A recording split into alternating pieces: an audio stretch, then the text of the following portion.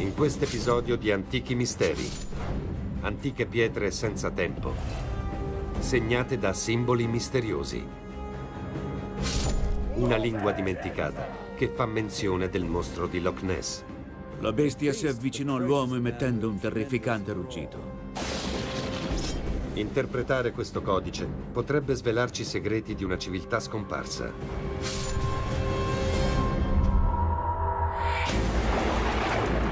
Ma prima, il diluvio, un cataclisma, la vendetta di Dio.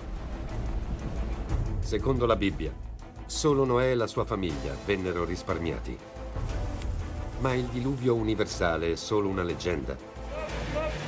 O un evento catastrofico che alterò il corso della storia umana?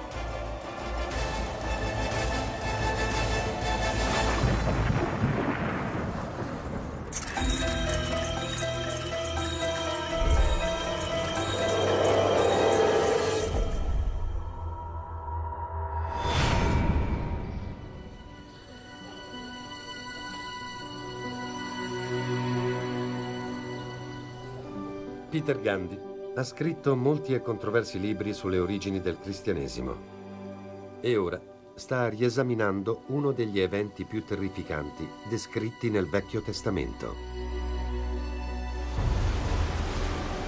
La storia di Noè e del diluvio universale.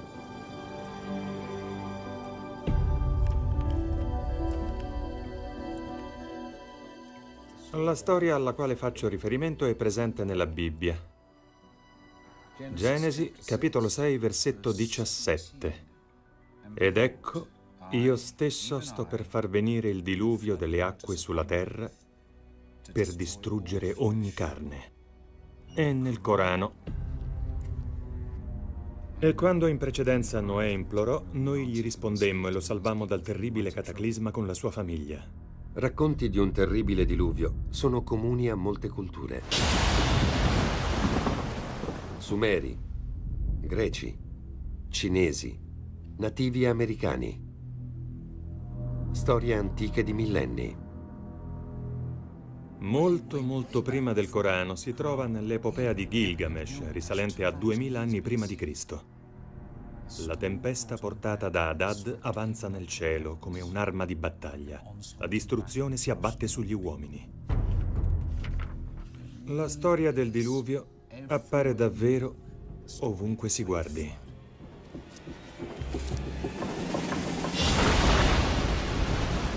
Alcuni scienziati, non senza pareri discordi, affermano che una grande inondazione colpì l'Europa orientale molte migliaia di anni fa. L'evento è definito come l'inondazione di Noè e colpì i territori intorno al Mar Nero. Gandhi vola a Sofia, la capitale della Bulgaria.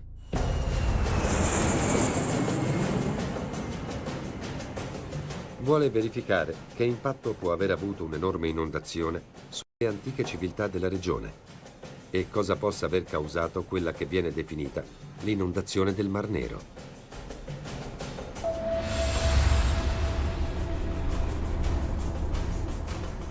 Appena fuori dalla città si innalza il Monte Vitosha, un picco vulcanico costellato di caverne.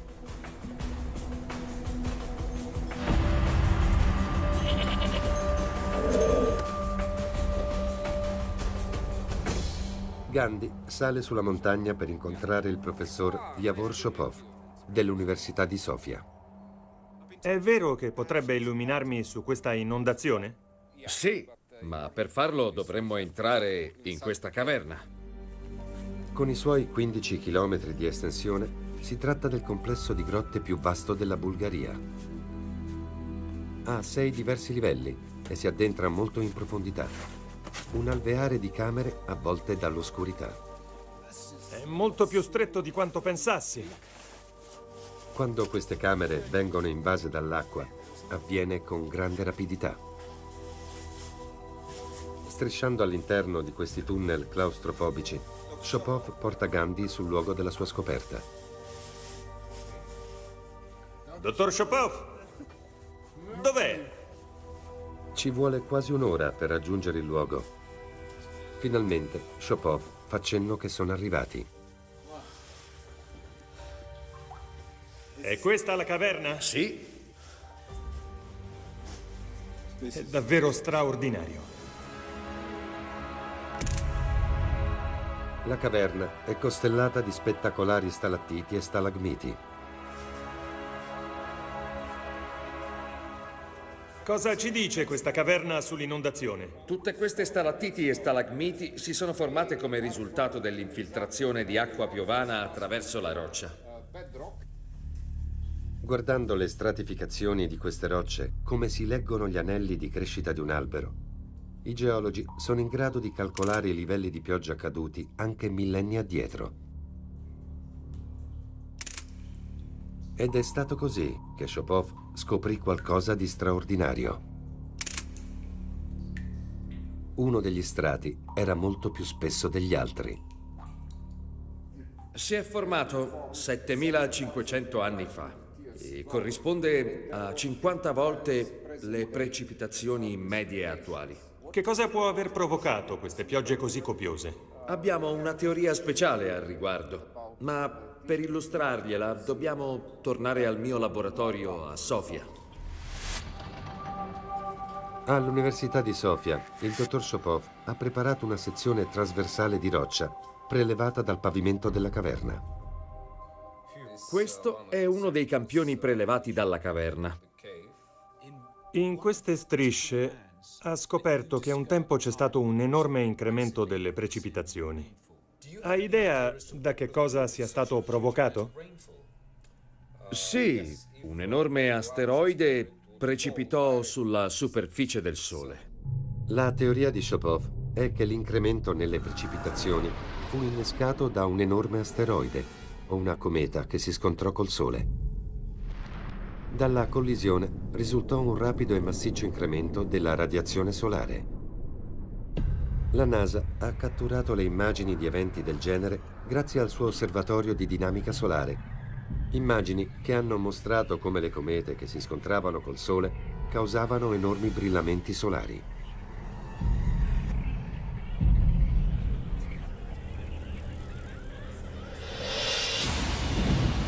Il professor Shopov ha calcolato che dopo l'impatto della cometa col Sole, sulla Terra si verificò un rapido e drastico innalzamento delle temperature. Immense quantità d'acqua evaporarono, causando un colossale aumento delle precipitazioni piovose. Sì, è il tipo di evento che è descritto nelle fonti storiche. Si tratta di una teoria incredibile. Oh, certo. Ma quanto avrebbe dovuto essere grande quell'asteroide per aver avuto un effetto del genere? Avrebbe dovuto avere un raggio di 2-3 chilometri. Quindi molto grande. Non ci sono molti asteroidi così grandi. Ed ecco perché, fortunatamente, eventi del genere sono così rari. Le conclusioni di Shopov, per quanto aspramente dibattute, sono state riprese da chi sostiene la teoria della grande alluvione nella regione del Mar Nero. Grandi quantità di ghiaccio si sarebbero disciolte alla fine dell'ultima era glaciale e il livello delle acque crebbe per oltre 5.000 anni. In questo periodo, le acque del Mediterraneo rifluivano attraverso il Bosforo alla velocità di 40 km cubici al giorno, 200 volte il flusso delle cascate del Niagara. Questa massa d'acqua trasformò un enorme lago nel Mar Nero e ne modificò drasticamente i contorni.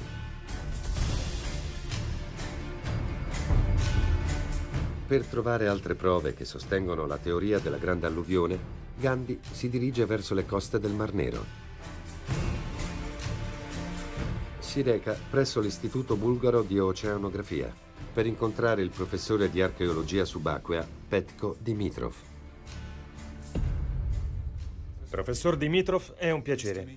Professore, che prove avete che originariamente il Mar Nero fosse un lago d'acqua dolce?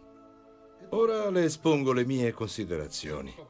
La prima prova dell'inondazione del Mar Nero è l'antica linea di costa che è stata identificata nel bacino del Mar Nero. Questa si trova tra i 90 e i 120 metri di profondità.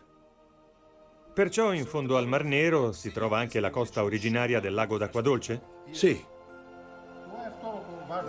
Analizzando i carotaggi provenienti dai fondali del Mar Nero, Dimitrov ha anche scoperto resti di conchiglie e plancton appartenenti a specie che possono vivere solo in acqua dolce. Dimitrov è convinto che l'inondazione investì e spazzò via gli antichi insediamenti neolitici sorti sulle rive del lago.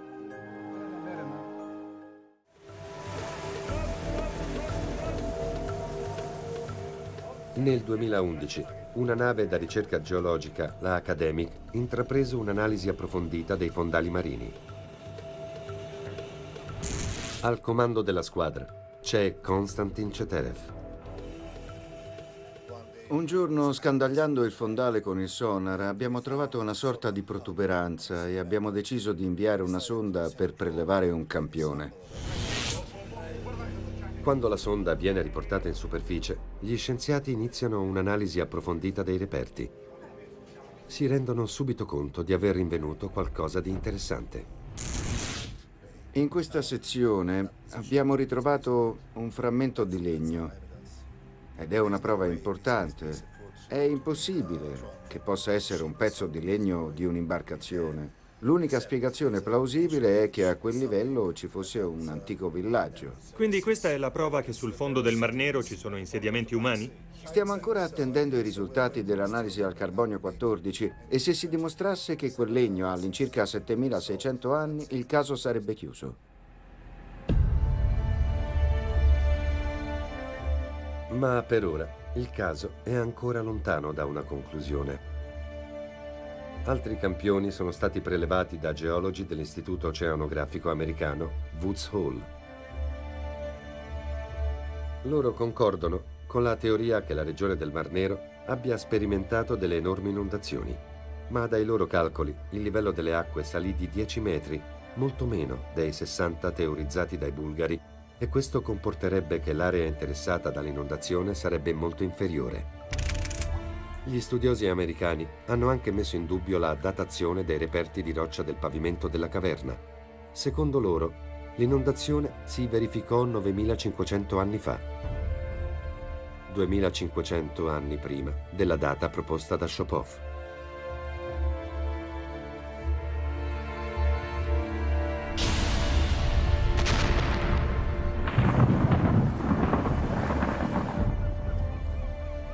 Ma gli scienziati bulgari non si danno per vinti e sono ancora fermamente convinti che una grande inondazione spazzò via la prima civilizzazione europea, nata circa 7000 anni fa su quella che è l'attuale costa della Bulgaria. Si tratta di un cambiamento radicale delle convinzioni che indicano nella civiltà minoica, sorta sull'isola di Creta circa 2000 anni più tardi, la prima società europea con un alto livello di complessità. Gandhi è impaziente di trovare tracce di questa primordiale civiltà.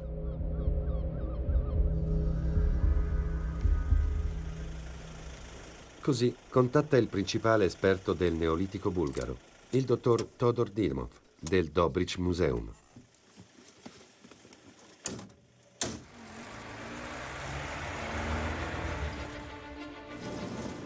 Gandhi e Dimov si dirigono verso la striscia a nord-est della costa del Mar Nero.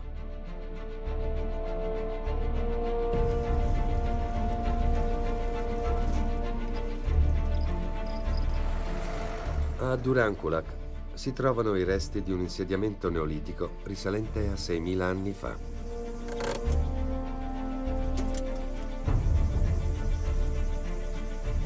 Si trattava di una comunità molto sofisticata. È stata chiamata la Troia di Bulgaria, ma precede l'antica città greca di più di 2000 anni.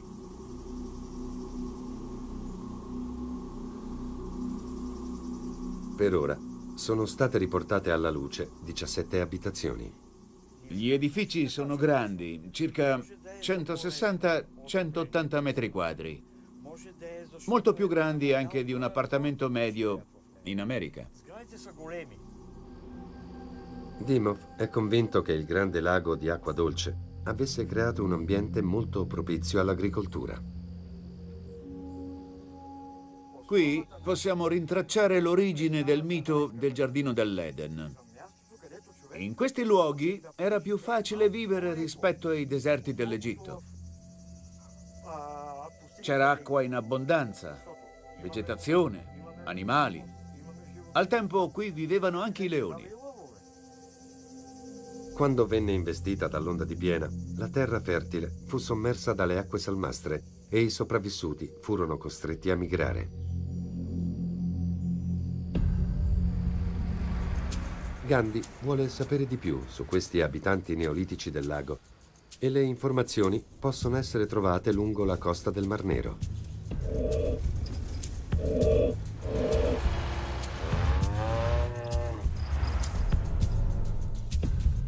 Nel 1972, appena fuori il porto di Varna, venne portato alla luce un sito con oltre 300 tombe risalenti a più di 6.000 anni fa.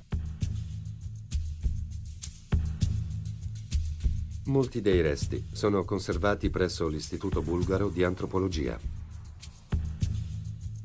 Gandhi è a Sofia per incontrare il professor Jordan Jordanov. Ha qualche idea dell'aspetto che poteva avere questa gente?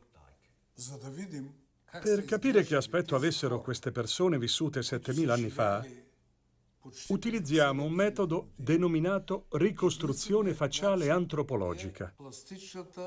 Questo è il teschio meglio conservato di quelli provenienti dalla necropoli di Varna. Studiando teschio e scheletro, Jordanov ha dedotto che quest'uomo doveva essere forte e ben nutrito. Ma cosa gli accadde? Non lo so. E difficilmente qualcuno potrà mai dare una risposta alla domanda dove e perché questa popolazione così sviluppata, con tutta la sua perizia tecnica, sia scomparsa senza lasciare traccia. Sono svaniti dalla faccia della terra.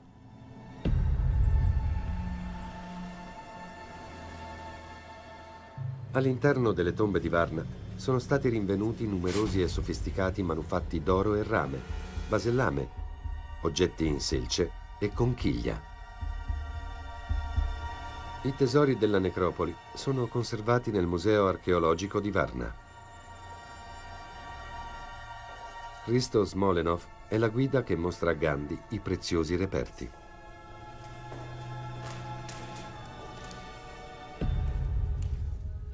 Ecco il più antico tesoro di oggetti d'oro al mondo. È incredibile. È il famoso oro della necropoli di Varna. Sì. È un grande privilegio per me. I gioielli sono stati datati? Sì, sono stati datati col metodo al carbonio e i risultati indicano la metà del V millennio a.C., quindi circa 6.500 anni fa. È straordinario. Questo sposta indietro la storia della civiltà europea. Esatto. È certo che questi oggetti risalgano alla prima civilizzazione europea. Sembrano incredibilmente sofisticati. La tecnologia, il disegno. È stupefacente se si considera l'epoca in cui sono stati prodotti. Rappresentano anche la più antica forma di scienza. Scienza? In questi oggetti d'oro non vedo dei riferimenti matematici. Se si misurano questi oggetti, ci si rende conto che sono stati concepiti secondo un interessante sistema geometrico. Le lunghezze di queste due figurine d'oro sono 5 a 3. I disegni non hanno solo una funzione decorativa. Secondo Smolenov, questi oggetti sono stati creati usando un criterio geometrico. Le altezze di queste due raffigurazioni di buoi sono proporzionate 22 su 14, e cioè pi greco fratto 2. Smolenov è convinto che il senso e le dimensioni di questi gioielli siano la prova più consistente che le genti che vivevano sulle sponde del Mar Nero, prima del diluvio, fossero la prima forma di civilizzazione europea. Si sa che cosa accadde a queste genti? Dove andarono? Sebbene fosse stata duramente colpita dal diluvio, Questa civilizzazione, almeno in parte, sopravvisse e si trasferì in altre zone, dove sussistevano delle condizioni più favorevoli, e con loro portò anche il suo sapere. In qualche modo favorirono la fioritura di molte altre culture successive e quel disastro potrebbe rappresentare un elemento essenziale nella storia del genere umano. Sì. Smolenov crede che questa antica popolazione venne dispersa dal diluvio, ma che i suoi saperi riemersero nelle grandi fioriture delle civiltà egiziana, sumera e greca 1000-2000 anni dopo. È difficile immaginare, guardando il Mar Nero oggi, che questo un tempo fosse un lago d'acqua dolce. Eh sì, le prove suggeriscono che si verificò un'enorme inondazione qui. Il mare rifluì in questo lago, inglobandolo e costringendo le genti che vivevano qui a disperdersi nell'area del Mediterraneo, spargendo così i semi della civiltà europea.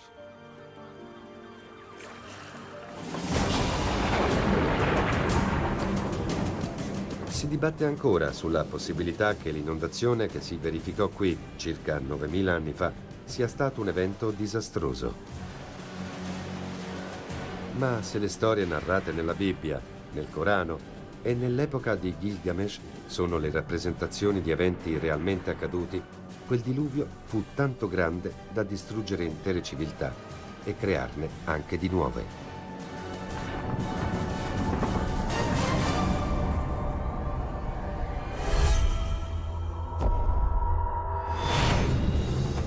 Antichi segni sulla pietra, simboli misteriosi, accenni al mostro di Loch Ness, un codice che potrebbe svelare i segreti di un'antica popolazione.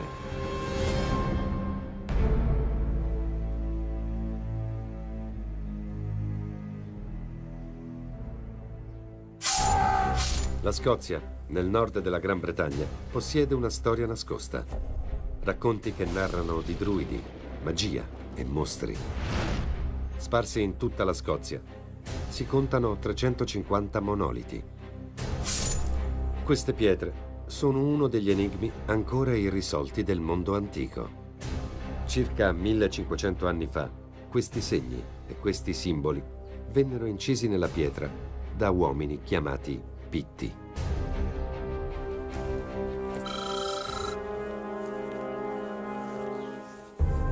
Rob Lee, professore onorario di bioscienze presso l'Università di Exeter, ha cercato di usare le sue conoscenze scientifiche per svelare i segreti scritti su queste pietre.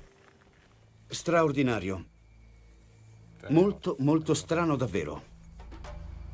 Questo è il monolito di Brandsbutt, ma sono convinto che lo scopo di queste bellissime incisioni non sia perfettamente decorativo. Credo che si tratti di un codice che, se decrittato, potrebbe svelarci alcuni dei misteri dell'antico passato della Scozia. Per violare questo codice, Lee deve innanzitutto documentarsi sui Pitti.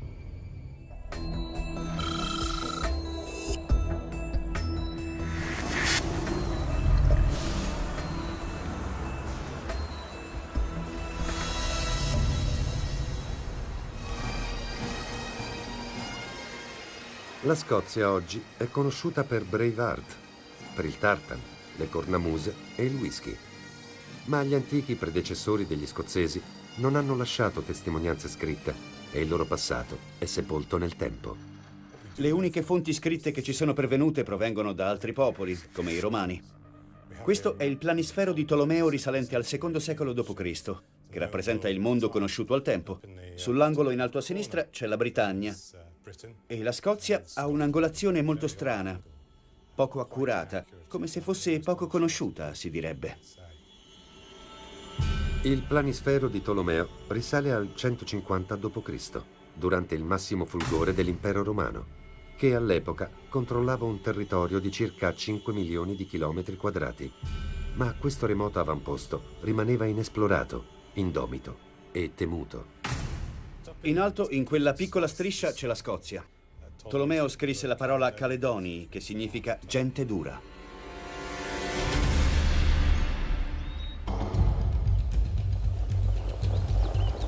Lì si prepara a esaminare altri simboli incisi nelle 350 cosiddette pietre scozzesi. Insieme a lui, Gordon Noble, professore associato in archeologia presso l'Università di Aberdeen. Questo è Rhynie, nell'Aberdeenshire, dove si trova Tap of North, una delle più grandi fortezze collinari dell'età del ferro presenti in Scozia.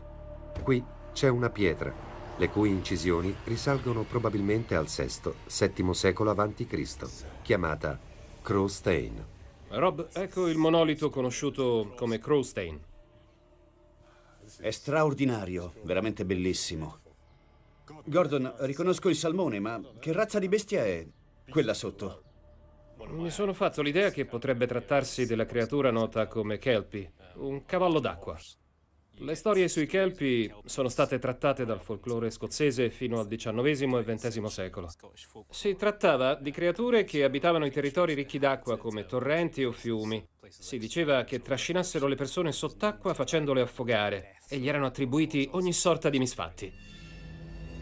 Per la maggior parte queste pietre vennero innalzate fra il VI e il IX secolo a.C. e i Pitti le hanno decorate con circa 40 simboli. Gli studiosi sono ancora divisi sul significato da attribuire loro. In molti credono che lo scopo fosse prettamente ornamentale e che rappresentino gli emblemi personali o i nomi dei più potenti capi dei Pitti. Mezzalune. Come in quello di Brenswood. Infatti. Ma per alcuni il loro significato è molto più misterioso. Ci sono una varietà di animali mitologici e ci sono anche lo specchio e il pettine. Tra le rappresentazioni più comuni c'è il serpente, un antico simbolo di saggezza. La cosiddetta asta a zeta, con un simbolo che somiglia a un manubrio. Ed ecco il nostro vecchio amico, l'animale che si può vedere qui.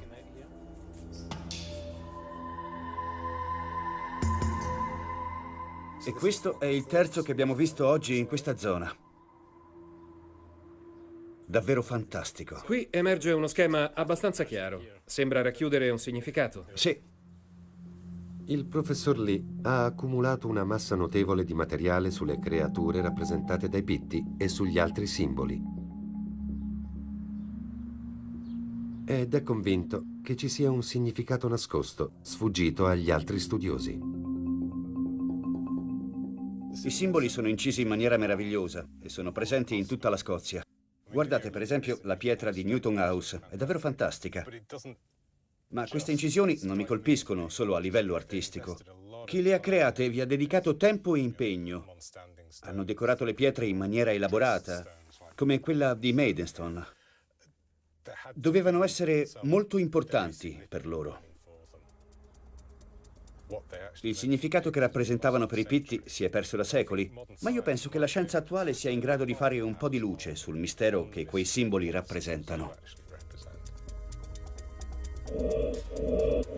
500 chilometri a sud, oltre il confine con l'Inghilterra, all'Università del Lancastershire, c'è qualcuno che può essere di grande aiuto. Lo statistico dottor Phil Jonathan utilizzerà una tecnologia all'avanguardia per stabilire possibili connessioni fra i simboli. Mi sembra di intravedere degli schemi in questi simboli. Per esempio, se prendiamo la pietra di Brenswood e quella di Newton House, entrambe presentano dei simboli in coppia, uno sull'altro, e in basso c'è un bellissimo serpente e un'asta a zeta. Mi domando se c'è qualche modo per analizzare questi schemi. Certo, penso che sia molto interessante. Tutto quello che dobbiamo fare è tentare di capire se queste pietre contengono delle informazioni. E possiamo farlo deducendo quanto spesso ricorrono certi simboli e se la loro presenza non sia da ritenersi casuale. Il dottor Jonathan utilizza un programma che può analizzare tutti i dati di Lee. Ma mentre il computer ricerca gli schemi ricorrenti, Lee si dedica al simbolo che i Pitti utilizzavano per la creatura che potrebbe essere il Kelpie o cavallo d'acqua. Si dirige nuovamente a nord, nelle Highland scozzesi. la patria di uno dei mostri più famosi al mondo, a Loch Ness.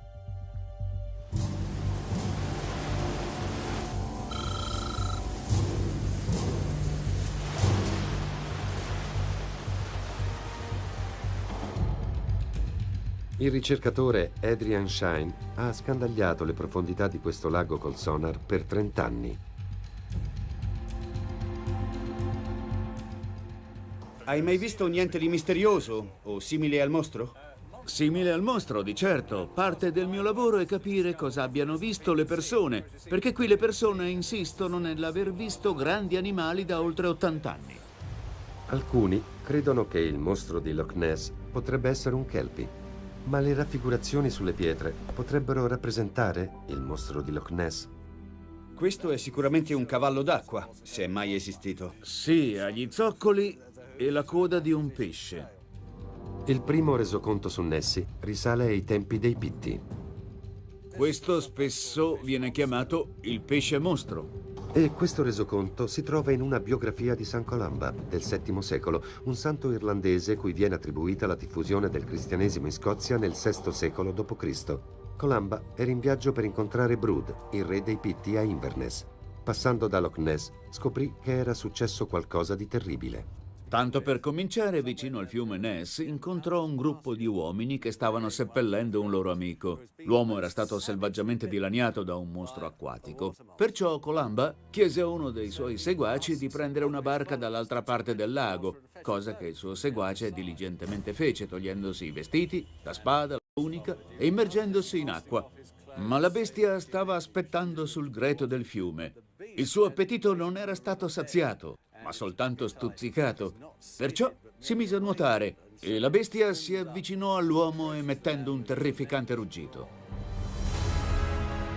Allora Columba fece il segno della croce in aria dicendo: «Fatti indietro e non toccare quell'uomo!» E la bestia si allontanò, più velocemente di quanto fosse arrivata, come se fosse tirata da corde.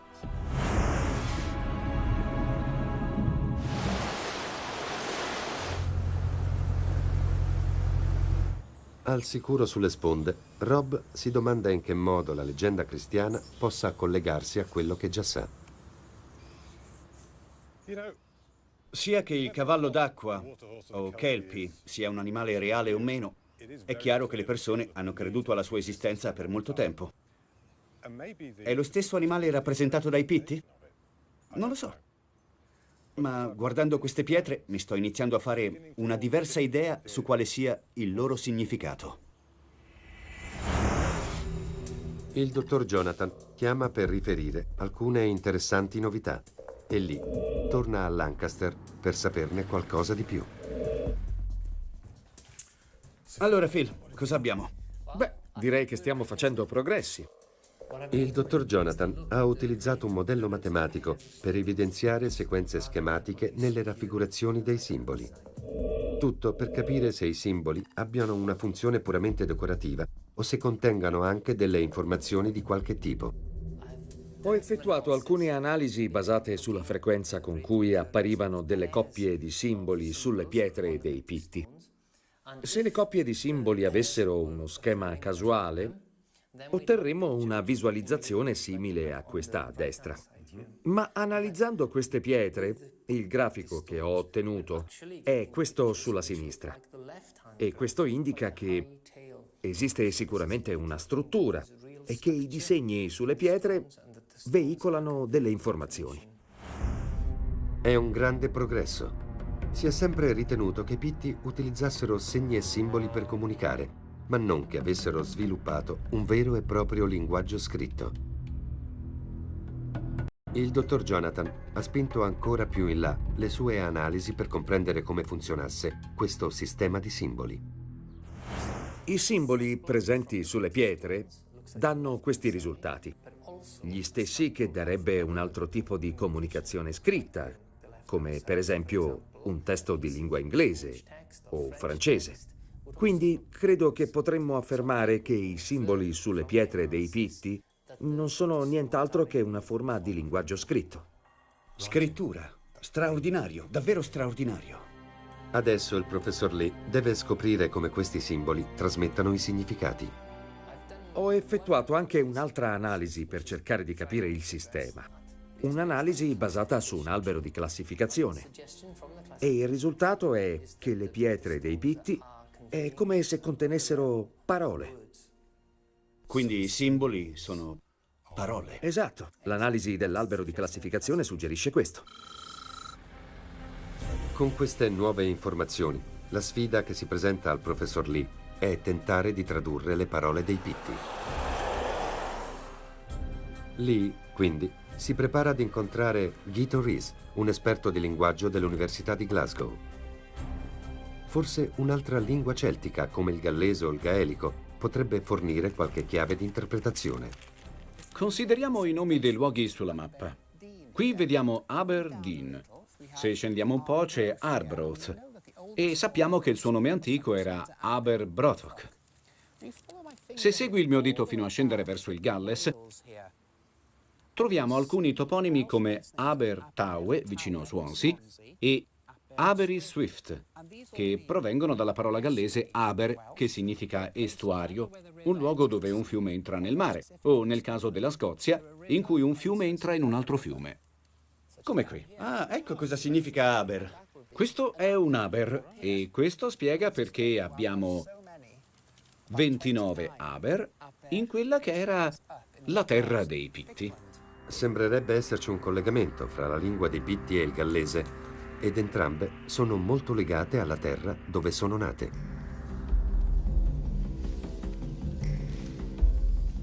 Le chiavi per comprendere la lingua dei Pitti si trovano in questo paesaggio. Se guardi qui, si vede l'acqua scintillare. La parola gallese per scintillio è Pebr. E poco a nord di Loch Ness si trova Strath Peffer, che significa valle delle acque scintillanti. Qui ci troviamo nel Perthshire, che prende il nome dalla città di Perth, qui vicino. E la parola gallese Perth significa bosco. Se la lingua dei Pitti ha legami col gallese ed altre lingue antiche, forse è possibile tradurre i simboli, ma per farlo bisogna trovare una pietra di paragone. Perciò Lee decide di estendere la sua ricerca ad alcuni dei monoliti presenti in Galles. Un'antica lingua chiamata Ogham appare in molte antiche iscrizioni in gallese. Un monolite in particolare suscita l'interesse di Lee, ma è solo un'impressione che ha bisogno di conferme. Questa è una pietra gallese, la Llanwrn Stone, che qui ha due parole scritte in alfabeto latino: Tisernaci e Dobagni. Si tratta di nomi. E poi ci sono queste, che sembrano linee e punti, ma in realtà si tratta di lettere di un alfabeto, l'Ogham, che viene dall'Irlanda, un alfabeto molto molto antico. In realtà queste sono lettere, e quello che c'è scritto è Dobagni. Perciò, sulla stessa pietra, è stata scritta la stessa cosa utilizzando due alfabeti diversi. Quindi, se trovassimo una pietra dei Pitti che contiene anche un altro tipo di scrittura che comprendiamo, potremmo avere una chiave per capire che cosa c'è scritto sulle pietre dei Pitti. Forse i simboli dei Pitti sono assimilabili ai geroglifici egizi, una forma di scrittura dove dei simboli complessi funzionano come parole. I geroglifici sono stati decifrati grazie alla stele di Rosetta, un'antica tavola sulla quale erano presenti 3 diverse lingue. 2 erano diverse grafie di geroglifici, la terza era il greco antico.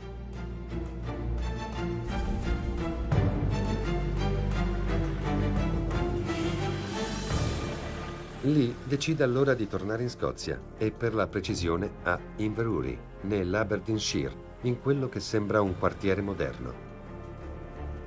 Lee vuole dare un'altra occhiata alla Brandsburg Stone, assolutamente certo di trovarvi la chiave per la sua indagine. La cosa fantastica riguardo questa pietra è che possiede 2 forme di scrittura. Se abbiamo ragione, questi simboli rappresentano delle parole. Il serpente e l'asta a Z è una parola, la mezzaluna e l'asta a V è un'altra parola. E qui abbiamo delle scritte in Ogham. Se sono state scritte nello stesso periodo e significano la stessa cosa, allora Logam potrà darci la chiave per decodificare il significato di questi simboli. Magari, se mostriamo degli esperti le scritte su questa pietra, potrebbe diventare importante come la stele di Rosetta, che ci ha permesso di decifrare i geroglifici egizi.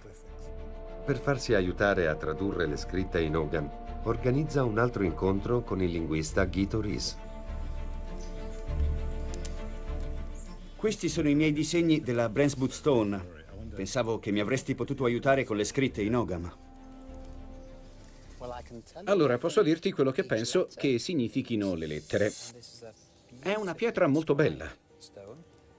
Queste dovrebbero essere E, R, A, T, A, D, D e così via, sino alla fine dell'iscrizione. Sì. E si dovrebbe leggere Erath ad Warren.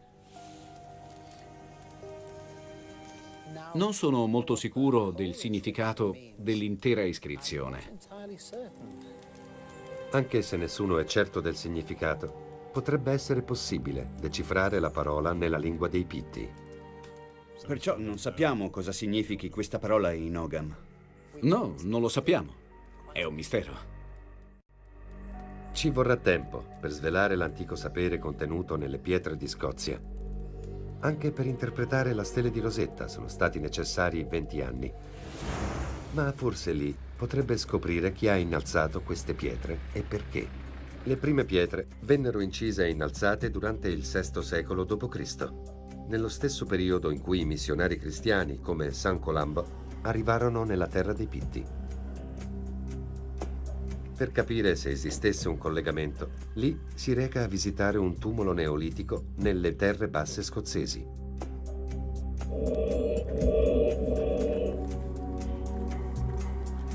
Il dottor David Clark lo attende nella camera sepolcrale.